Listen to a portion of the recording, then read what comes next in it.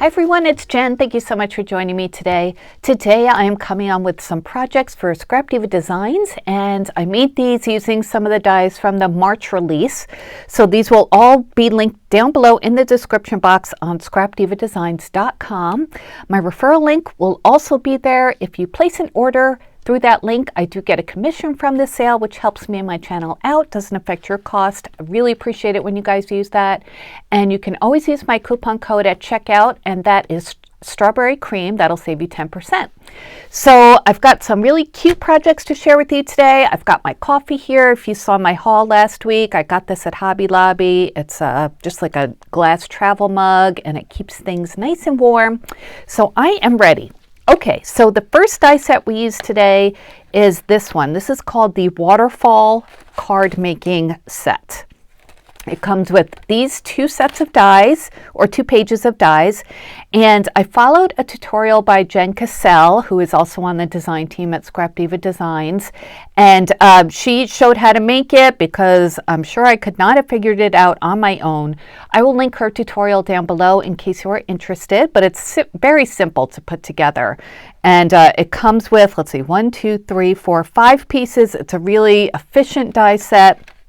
It might be on pre-order right now at scrapdivadesigns.com if I'm not mistaken, but go ahead and put your name on the list. Once Erica sees that a lot of people are waiting for it, she's more inclined to reorder it. So that is the die set we're going to use first. Okay, so I also wanted to show you the paper collection I used for this card, and this is the Pebbles All the Cake. I got this at officesupply.com. I also got ephemera and stickers from there too. Actually, these I might have gotten from American Crafts, but it's the same thing. Okay, so this is the card that I made.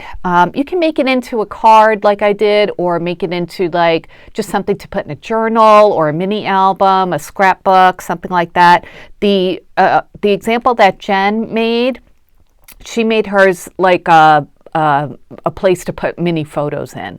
But I made mine into a card/gift card holder. It does come with a gift card holder die, gift card or like mini pictures like Jen did, but I'm using it for a gift card. So yeah, I used this collection. These outfits here came from it's an American craft set, but I had it in my stash for a long time. And I recently said I'd never use alphas, and here I am using alphas. So they really came in handy here because I didn't know if it was evident how to work this if you didn't know how to work it. So I'll show you what I mean. But anyway, it looks really cute, just like this, with all the papers from that collection.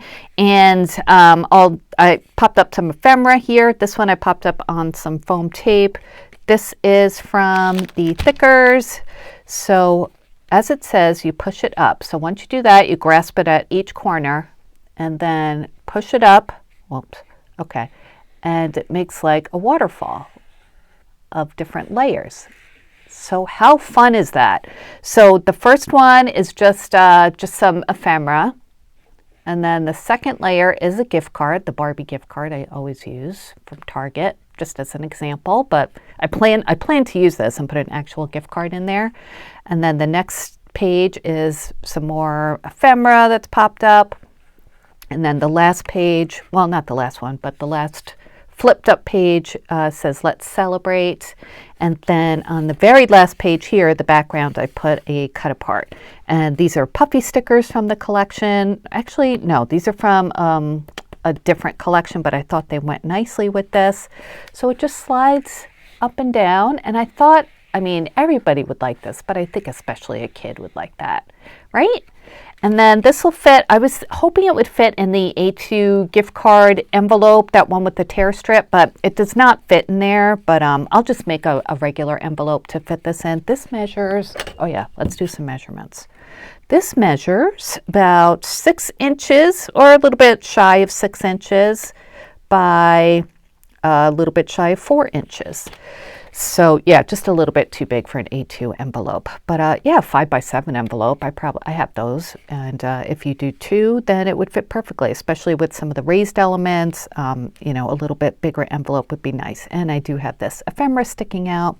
So I love all the stitching detail. It's just super fun to work. Really, it really does come together easily. If you're not sure, just watch Jen's tutorial. So that's my first project. Let's move on to number 2. Let me get some coffee. Hang on. Okay, so number 2, we are using the A2 gift card envelope. So like I said, I wanted to make it for this, but it wouldn't fit. But I did want to make another one. I had shown some in a previous video, but this one is going to be for like a spring projects or a gift for a crafty friend. The other ones I made were gift card envelopes to give to my kids and my nieces that I give to for Easter.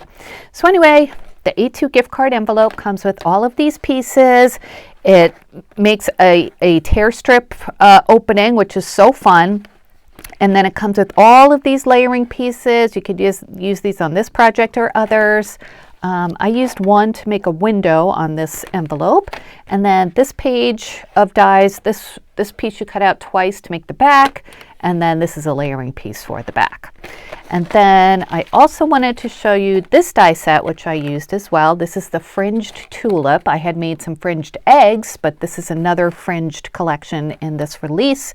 So it comes with 3 different sizes. You get the background tulips, large, medium, and small, and then the fringed ones, large, medium, and small. So I used the A2 gift card envelope to make packaging for the fringed tulips.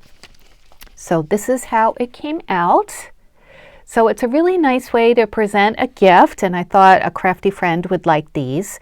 So the envelope, like I said, I used one of the dies to create a window, and I think I used the biggest, I used the biggest frame, this really pretty frame to cut out the window.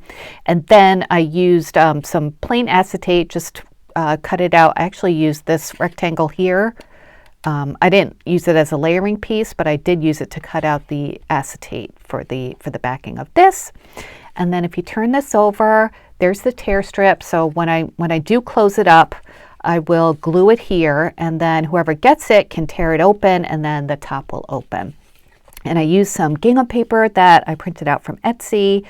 This is a piece of ephemera from, this is a Rosie Studio collection. And I used that collection for these pieces of ephemera as well. I think it was from Sweet Sunshine. I got that a couple years ago from Rosie Studio. It's all like strawberry theme and sunshine. It has pretty little embellishments and ephemera. So that's why I used that for this collection. And these are actually 2 different pieces that I glued together, strawberry, and I just think it's really, really pretty packaging. This measures, I mean, it's made for an A2 card, so it's a little bit bigger than that. It's about 5 7/8 by 4 5/8. And then I added another score line here because everything that's in there is, it's obviously raised a little bit, so I didn't want to like squish my envelope down to seal it, so I added another score line to make like a little gusset. So you could always do that. Or if you're just putting something flat in there, just go ahead and seal it without that extra score line. So let me take out my little tulips here to show you. So obviously large, medium, and small. And I used some scallop scissors that I had gotten these on Amazon a while back. If I still have it in my order history, I'll link it down below.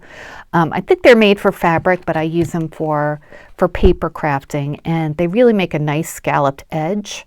So how you make these is it's very simple. You cut the background tulip out of whatever paper you want. This one, well, these 2 I used white paper. This one I used aqua. It really doesn't matter. And then you use the fringe part, and you cut out 3 different pieces of paper. And then you stagger 2 of them, cut one shorter and one a little bit longer, and leave the last one, don't trim it. And that way you have 3 different levels. So I used gingham, hearts, reverse hearts, And then the medium, I did something similar, but with polka dots, and same for the small. These are Rosie Studio, let's see, chipboard stickers and ephemera, and I used some Nuvo drops too, to just kind of like, you know, add a little bit more texture and shine to these. So yeah, these are on removable tape, so whoever gets this can use them, you know, in their own way. So let's take a measurement of these. The largest tulip is, let's see, it's about a little bit over 2.5 inches, and then the widest part is about 2 5/8. Medium is 2 1/8, and then the largest is 2 1/4, or, you know, largest across. And then the smallest tulip is 1 7/8, and then it's 1 7/8 across too. Did I say 1 7/8? I think I meant, yeah, I guess they are. It is about a square there. And somebody asked me in a comment why I take such specific measurements. A lot of times people really want to know those, so that's why I do that. And yeah, so that's why. It's hard to tell sometimes, even with hand measurements, because you know, everyone's hands are different sizes, and sometimes you want a specific size for the project you're working on. That's why I give you the measurements. So those are my projects for today. I hope you enjoyed them. They will all be linked down below. If anything's not available, make sure to put yourself on the waiting list. Oops. And yeah, please give this video a like if you enjoyed it. Please, if you're ordering from Scrap Diva Designs, I would love it if you'd use my referral link and my coupon code Strawberry Cream. That will save you 10%. All right, guys, thanks for watching, and I will be back soon with more crafty videos. Until then, I hope you have a great day. Take care. Bye-bye.